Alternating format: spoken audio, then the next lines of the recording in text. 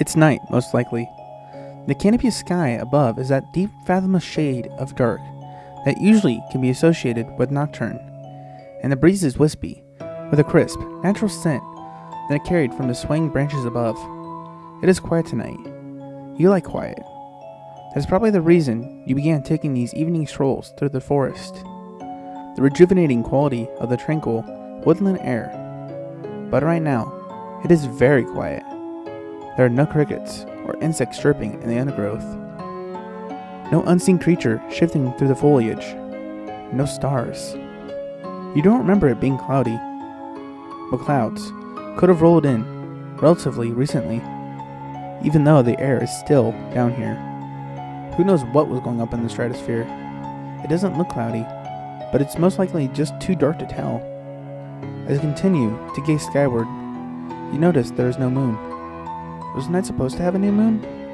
You don't really pay attention to those things, but that could explain the unusual darkness. Well, if it is even night, it should be, but you're not quite sure. You've stopped walking. When did you stop? Oh, when you looked at the sky. This makes sense. It is unwise to not keep your eyes in the direction of traveling and hiking, no matter how familiar the path. It would also be wise to continue on instead of wasting time, considering matters of little consequence. It is getting late, probably. It is really, really dark. Pointing the beam of your flashlight down the path, you continue on with nothing but the natural crackle as you tread upon the bed of fallen leaves and biodegradable debris that eternally blankets the woodland floor. Have your footsteps always been that loud? You don't remember. The sound is bothering you though. You don't know why. Carefully, you control each step, dampening the sound of your travels. But why are you doing this? They say that in the dark, your other senses are heightened, and it is very, very dark. However, there is no advantage in silence in the woods. Noise actually is better to frighten away dangers, such as bears. Not that there is anything to scare off. It is very, very quiet. You seem to be at a standstill, yet again, and you reprehend yourself silently for overthinking such simple things, like a walk in the woods, albeit a very dark, quiet walk in the woods. Now you start to notice that you are shivering.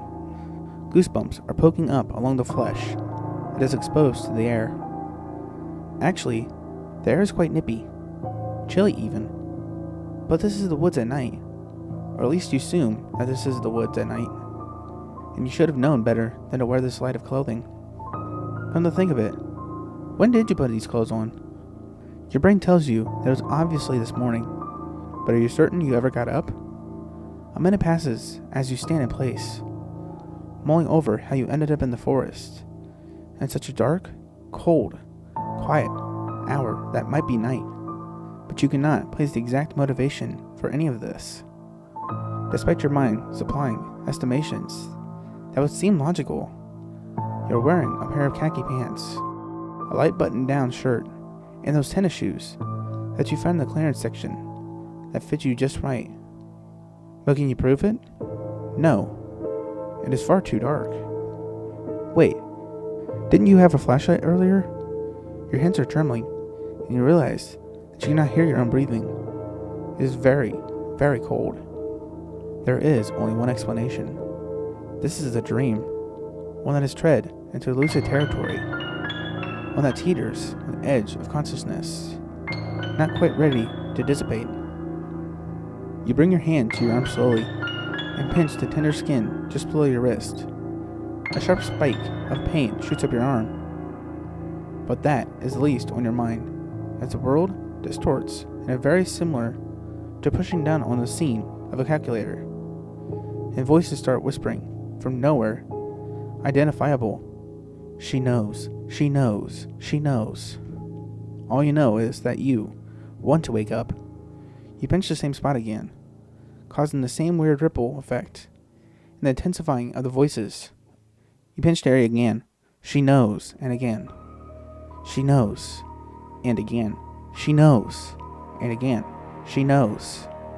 Each time, the stimulation around you and the pain intensifies.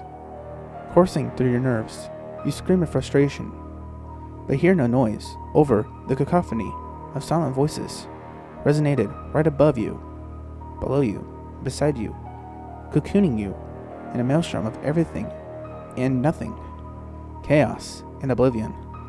It hurts. You feel raw, as if your skin had been peeled away, and yet you're desperately trying to push through a membrane of your own flesh, giving birth and being born simultaneously. She knows. This time, it's more urgent, and you pinch down harder, feeling something give way. The skin separating from the muscle below with a sickening pop. Hurry.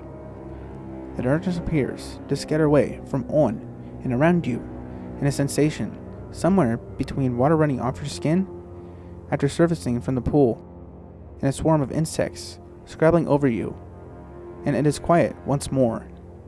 Your eyes are closed, and you are warm. The type of warm that only seems to present itself when you are wrapped snugly in the blankets of your bed. You can feel the early sunlight shining invitingly just outside your eyelids, but you are far too comfortable to open them just yet. It is morning, most likely.